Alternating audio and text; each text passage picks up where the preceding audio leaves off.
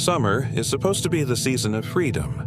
Warm nights, road trips, beach days, and memories that last a lifetime.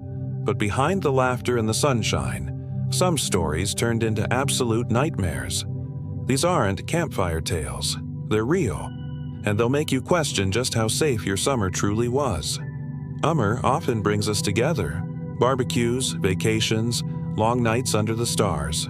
But sometimes, the very season we love most hides chilling stories that remind us just how fragile safety really is. Today, we're diving into 5 of the scariest true stories from this summer. These aren't legends. They aren't exaggerations. They actually happened. It was the middle of July, one of those weeks when the air is thick with the smell of sunscreen, bug spray, and campfire smoke. Families filled the campground, children rode their bikes in circles, and the laughter of late-night conversations carried across the lake. It was a safe place, at least it was supposed to be. Among the campers was 22-year-old Emily, who had driven up with friends for a long weekend escape. They pitched their tents side by side, roasted marshmallows, and told stories until the stars blanketed the sky. Emily was the kind of person who loved adventure. Her friends remembered her as spontaneous, always the first to suggest a midnight walk or an early morning swim. That night, she told them she wanted some fresh air before heading to bed. She left her flashlight on the picnic table, slipped on her hoodie, and wandered off into the dark. No one thought much of it. People take little walks all the time, especially in places that feel so safe. But when the sun came up, Emily's tent was still empty. Her phone, her keys, her bag, all of it sat untouched. The first thought was that maybe she'd met other campers, stayed up late by another fire, or decided to sleep under the stars. But as the hours stretched on, her friends grew uneasy. By noon, panic had set in. The park rangers were called. Volunteers fanned out into the trees, shouting her name, their voices echoing against the hills. Drones buzzed overhead, and search dogs sniffed through every trail and clearing. Still nothing. It was as if she had stepped into the woods and simply dissolved into the night air. What made it even stranger was the setting itself. The campground wasn't remote. It was bordered by a highway on one side and a popular lake on the other. There were dozens of people awake at the same time she vanished. Campfires glowed, guitars strummed, and conversations went on into the early morning. Yet no one heard a scream. No one saw her leave. Her friends kept replaying the last night over and over. They remembered her laugh, the way she tossed her hoodie on and joked that she wouldn't be gone long. But when investigators pressed them for details, every timeline seemed to fray. One friend thought she left around midnight. Another swore it was closer to 1. And then there was the detail that unsettled everyone most. Emily had been barefoot. She had left her shoes by the fire pit. For weeks, the search dominated the news. Her smiling photo was plastered across TV screens, taped to gas station doors, and shared endlessly online. People who had never met her felt the ache of her absence, imagining what it would be like if their own sister, daughter, or best friend disappeared from a place that felt so ordinary, so harmless.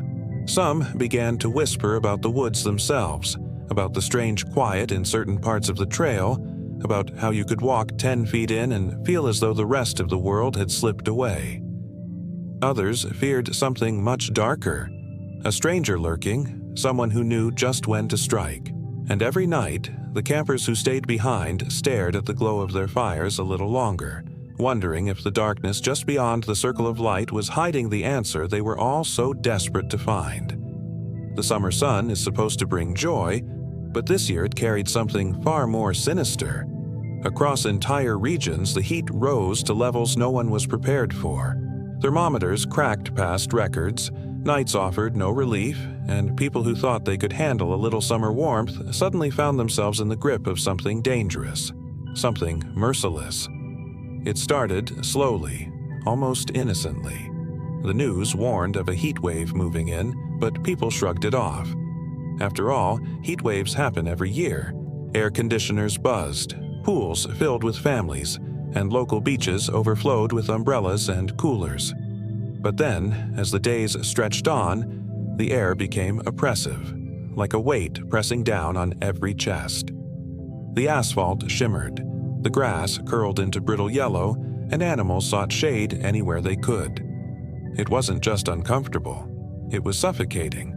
Hospitals began filling with people suffering from heat exhaustion and dehydration. At first, it was mostly the elderly and vulnerable, those we expect to be at higher risk. But then came the cases that no one could explain. A healthy teenage boy collapsed after mowing his lawn. A middle-aged woman was found unresponsive in her parked car, even though the windows were down. Entire families grew sick inside their own homes when their power went out, turning their living rooms into ovens. One case in particular shook the community. A group of friends decided to take advantage of the summer and hike a familiar trail. They packed water bottles, wore sunscreen, and set out early to beat the worst of the heat. Hours later, search teams found them scattered along the trail, their supplies nearly untouched, as though the heat had drained them so fast they never had the strength to drink or call for help. Locals began to wonder if this was just nature's fury, or something that defied explanation. What unsettled people most were the sudden deaths that occurred in public spaces. A man sitting on a park bench simply slumped over, gone before anyone could even call for help. A young couple was found in their car at a rest stop, the engine off, the windows cracked, but the temperature inside had climbed higher than their bodies could withstand.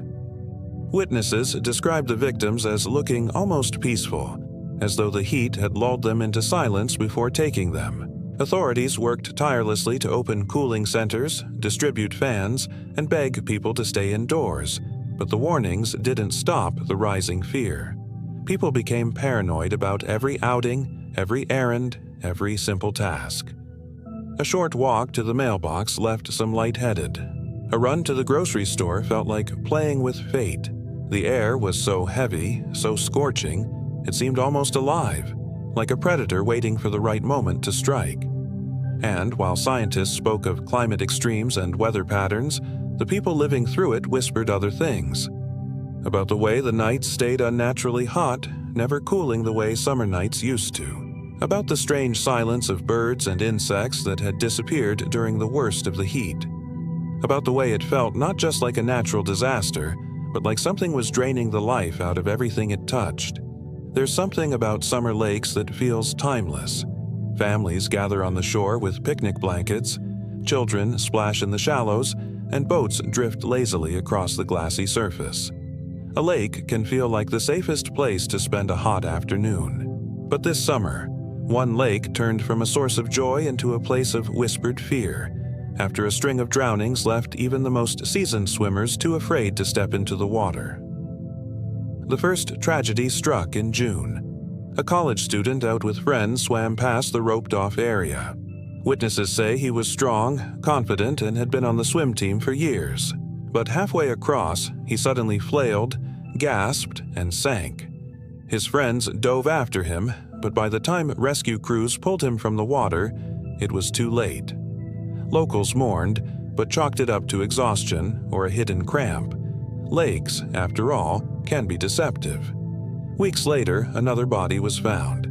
This time it was a father who had waded in to cool off on a blistering afternoon. He wasn't alone. His wife and children stood nearby, but within moments he slipped beneath the surface, not even shouting for help.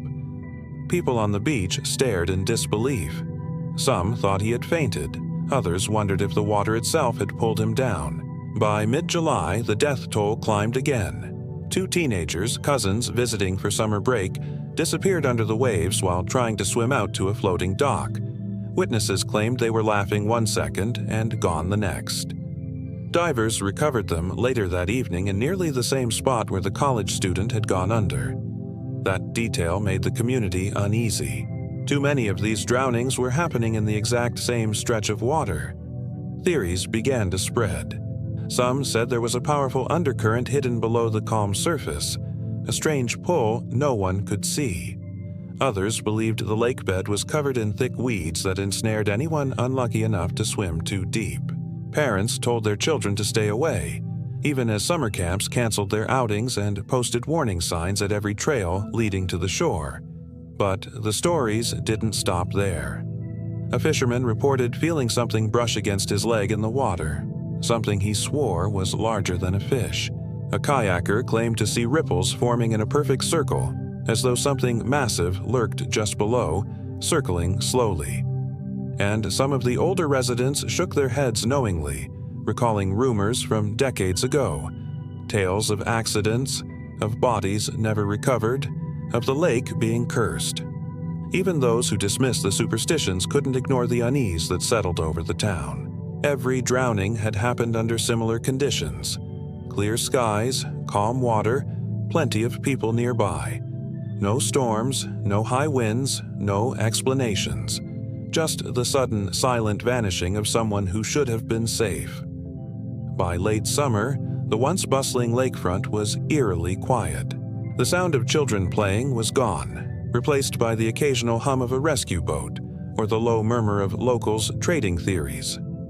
What was once a place of joy now carried a heavy stillness, as if the water itself was holding on to secrets no one could reach. Road trips are supposed to feel like freedom. Windows down, music blasting, the open highway stretching out ahead. Families pack snacks, play games, and watch the miles roll by as the summer sun dips low. But for one family, what should have been just another late-night stop on a long drive turned into something they'll never forget, something that still makes their voices shake when they talk about it. It was past midnight when they pulled into the rest stop. A father, a mother, and their 2 kids in the back seat. They had been driving all day, exhaustion pulling at their eyes, and decided to stop for just a few minutes. The lot was nearly empty, only a handful of cars parked under the dim yellow glow of the overhead lights. The mother went inside to use the restroom while the father stayed outside to stretch his legs, sipping from a water bottle and keeping an eye on the kids. That's when he noticed the man. He stood at the far edge of the lot just beyond the glow of the lights, barely more than a silhouette at first. He wasn't moving, wasn't walking to or from a car. He was just standing there, watching. At first, the father assumed he must be waiting for someone. But then the man stepped forward into the light. His clothes looked wrinkled, almost dirty, like he'd been traveling for days. His eyes didn't wander, didn't shift. He was staring directly at the family's car. The father tried to brush it off, telling himself he was imagining it. But when the mother returned from the building, she noticed him too. Quietly, she asked if they should just get back on the road. They tried not to make it obvious, but as they began loading the kids back into the car, the man took a step closer, and then another. He wasn't rushing. He wasn't calling out. Just moving slowly, deliberately, closing the distance without a word. The family exchanged frantic glances. The father called out, "Can I help you?" But the man didn't answer. He just kept coming, his gaze locked on them. By now, the kids were whispering nervously, asking what was going on, their voices tight with fear. The father quickly ushered everyone inside the car, fumbling with the keys, his hands slick with sweat. That's when he realized the man had stopped again. Only a few yards away now, close enough for the father to see the sharpness of his expression under the dim lights. He wasn't smiling. He wasn't frowning. Just watching, waiting, as though he had all the time in the world. Heart pounding, the father turned the engine over, headlights cutting through the dark. The man didn't flinch, didn't move out of the way, just stood there in the beam of the lights, staring as if daring them to drive forward. The mother whispered for her husband to just go, her voice trembling, her hand gripping the seat so tightly her knuckles went white. And as they pulled away, the kids looking back through the rear window, they saw him turn his head, following their car with his eyes. He didn't chase them, he didn't wave, he just stood in that lot, shrinking in the distance but still staring long after he should have been swallowed by the dark. Summer brings sunshine, camping trips, and trails that weave deep into the wilderness. For a group of 5 hikers, the plan was simple: a weekend retreat in the mountains, far from the noise of the city. They packed light, carried maps and water, and looked forward to sleeping under the stars. But none of them could have imagined how quickly a peaceful trip would turn into a desperate fight for survival. The first day went perfectly. The group set up camp near a ridge with a breathtaking view of the valley below. They cooked over a small fire, laughed late into the night, and planned to wake early for a sunrise hike. But when dawn came, something felt off. The air was heavy, carrying with it the faint smell of smoke. At first, they brushed it off. Maybe a campfire from another group, maybe just the lingering scent of burned wood from weeks before. By mid-morning, the truth became impossible to ignore. A thick haze began rolling through the trees, swallowing the blue of the sky. The sun burned orange, glowing like an ember through the smoke. And then came the sound, low at first, like distant thunder, before growing into a roar. It wasn't another campfire. A wildfire was moving fast, and it was moving toward them. Panic set in as they scrambled to pack their gear. Maps were pulled out, but trails that had seemed easy in daylight now felt like traps. The smoke grew thicker, stinging their eyes and clawing at their lungs. Every breath burned. Every step felt heavier than the last. One of them shouted that they needed to move downhill toward the river. Another argued for higher ground. Time was slipping away with each precious second. Branches snapped in the distance. Animals rushed past them. Deer, rabbits, even birds that usually circled overhead were fleeing low and frantic. The group realized then that nature itself was running from what was behind them. They followed instinct, pushing forward blindly through brush and rock, their bodies scraped and battered as the smoke turned day into a choking twilight. At one point, they stopped to rest, their chests heaving. That's when they heard it again. The roar. Closer now. Louder. The fire wasn't just behind them. It was racing along both sides of the valley, funneling them toward a narrowing escape. Ash fell like snow, landing in their hair, clinging to their clothes. The air was so hot it felt like standing next to an open oven. Only there was no door to close, no safe kitchen to retreat to. One of the hikers began to falter, coughing violently, stumbling as the smoke overwhelmed him. The others pulled him up, their own fear masked by sheer determination. They couldn't stop. Not here, not now. Their only hope was the river they had glimpsed earlier from the ridge. If they could reach the water, maybe, just maybe, they'd have a chance. With lungs burning and muscles screaming, they pressed forward, branches slapping against their faces, the ground beneath them littered with falling ash. The glow behind them grew brighter, an angry wall of fire devouring everything in its path. Each second stretched into eternity as they pushed themselves past the limits of exhaustion, driven only by the primal need to survive. Summer is supposed to be a season of freedom, a time we look forward to all year. But these stories remind us that even in the brightest, warmest months, darkness finds a way in. A camper who vanished without a trace. A heat wave that turned deadly in ways no one could explain. A lake that swallowed lives under calm, clear skies. A stranger at a lonely rest stop who may still be watching. A wildfire that turned a weekend getaway into a nightmare. They aren't legends. They aren't ghost stories told